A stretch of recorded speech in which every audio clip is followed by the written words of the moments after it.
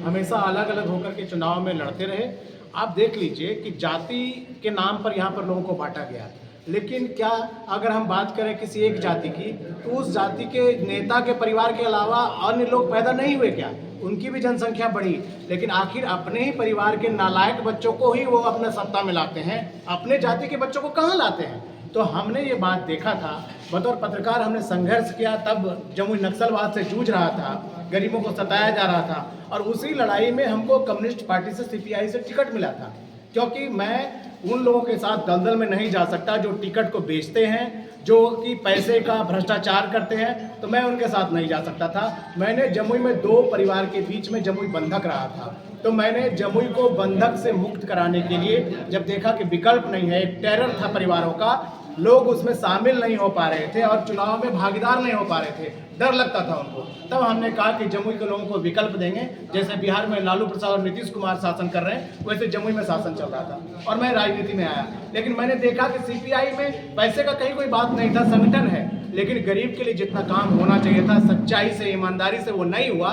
तो हमने 2020 में पार्टी छोड़ दी, क्योंकि सीपीआई के लोग भी तेजस्वी यादव और अन्य पार्टियों के पांव में लिपट रहे थे। मैंने छोड़ दिया, लेकिन मैं दूसरी पार्टी में इसलिए नहीं गया कि मैं भ्रष्टाचार और बिहार को लूटने वाले लोगों का साथ नहीं दे सकता। मैं अकेला संघर्ष करता रहा। जब जमुई में बनने वाले मेडिकल कॉलेज को यहाँ के नेता ने अपने घर का दलान बना दिया और गरीबों से उसको दूर कर दिया, मैंने 3 साल उसके लिए संघर्ष किया। जब तस्करी के लिए गाय को लाया गया और 150, 200, 250 की संख्या में गाय यहाँ पर मर रही थी, तब मैंने जमुई के लोगों के चंदे से गाय के लिए व्यवस्था करवाई और गाय का वकील बनकर के केस लड़के 250 गाय को दान कर दिया। तो हमने प्रयास किया और जन स्वराज में प्रशांत जी बेदाग हैं। उन्होंने जो कुछ अपने हुनर से कमाया, और जब उन्होंने देखा कि उनके द्वारा जिताए हुए लोग बिहार को लूट रहे हैं, तब उन्होंने कहा कि मैं अब भ्रष्टाचारी लोगों को नहीं जिताऊंगा, अब मैं ईमानदार लोगों को जिताऊंगा और अपनी मिट्टी का जो कर्ज है वो निभाऊंगा। और बिहार का बेटा कहने के लिए, बिहार को बचाने के लिए वो आगे आए हैं, तब मैं उनके साथ खड़ा हूँ, उनके सिपाही बनकर। अच्छा, बिहार में जदयू हो, बीजेपी हो या आरजेडी हो, तमाम पार्टी, उसमें से पूरे बिहार को देखिए, बिहार पहले से विश्व में उसका डंका बजा। शिक्षा के रूप में नालंदा आपके घर के बगल में है, उसी नालंदा में नीतीश कुमार पैदा हुए और उन्होंने सबसे पहले, कहा जाता है किसी राज्य को अगर गुलाम बनाना है तो युवा को शराब बालू माफिया में लटका दीजिए, वो भ्रष्ट हो गया, और दूसरा शिक्षा को ध्वस्त कर दीजिए।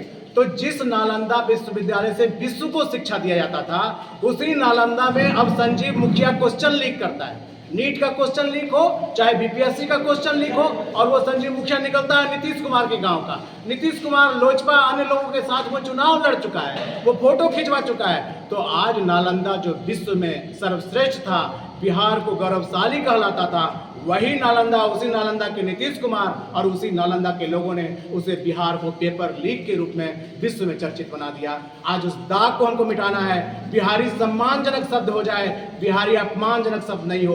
पहले लालू यादव मखौल बनाते थे, वो नौटंकी करते थे, तो लोग पूरे विश्व में हंसता था। आज नीतीश कुमार पागल की भूमिका में है, तब लोग हंस रहा है। तो बिहार और बिहारियों को इन लोगों ने अपमानित किया है, बिहार के सम्मान को इन लोगों ने ध्वस्त किया है। इन लोगों को बिहार से हटा के बिहार के गौरव को वापस करना है। ये सम्मान की लड़ाई। नीतीश कुमार को हम अपना